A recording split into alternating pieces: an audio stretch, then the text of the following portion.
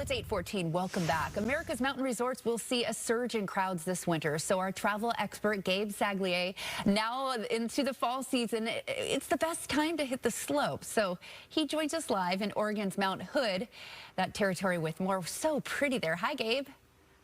Hello, Aaron. Good morning. Yeah, good morning to you. So talk to us about why we should consider a mountain vacation in the fall and maybe not winter.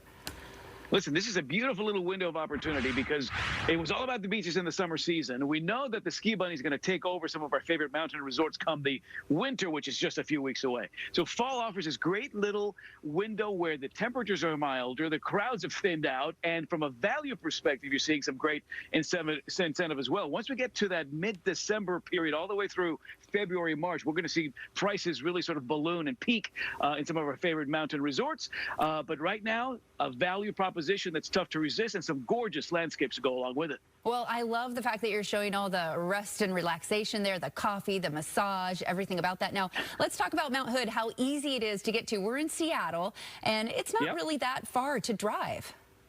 Listen, this is, Mount Hood territory. It's the 14 communities that straddle Mount Hood. Mount Hood, as you probably know, the tallest peak at 11,249 feet, the tallest peak in the state of Oregon, the fourth tallest along the Cascade Mountain range.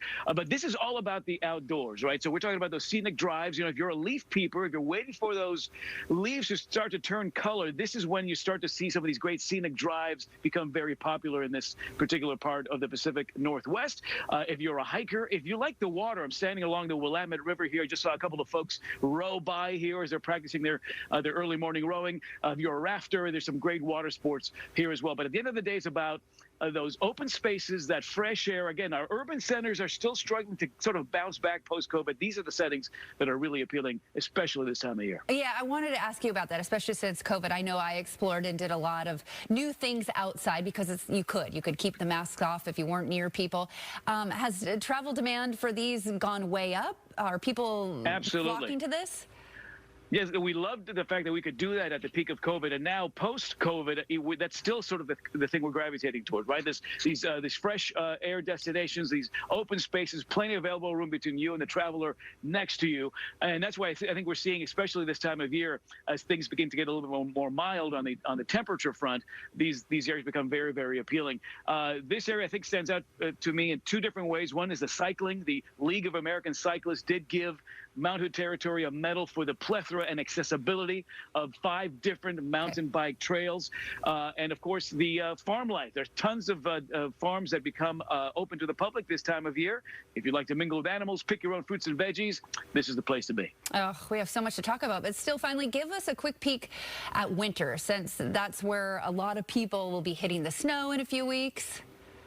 Yeah, and listen, if you're in Seattle, you can either drive down here, about 3.5 hour drive is about 200 miles from where you're sitting right now, Aaron, or we're just about 30 to 60 minutes outside the Portland airport. But 3 main ski destinations here. Ski season will begin in about mid-November, and you've got Mount Hood Meadows, which is the largest at 2,100 acres. You've got a ski school there, 85 runs. And if you like night skiing, Aaron, Mount Hood Ski Bowl has about 600,000 LED lights and lasers that allow you to ski and snow tube at night, which I think is pretty cool. So a little something for everybody. If you're a beginner, if you're a pro, plenty to offer here. And again, just another snapshot of some of the great wealth of outdoor, whether it's fall or winter activities that the Pacific Northwest has to offer. And it's something to do just a little further from downtown Seattle. Well, that's why this place is so gorgeous. Gabe Saglie, I thank you so much for joining us today. We didn't even get to the wine. We'll talk more about that later. We'll see you next time. I'll have a sip for you. Okay. All right. Thanks, Aaron.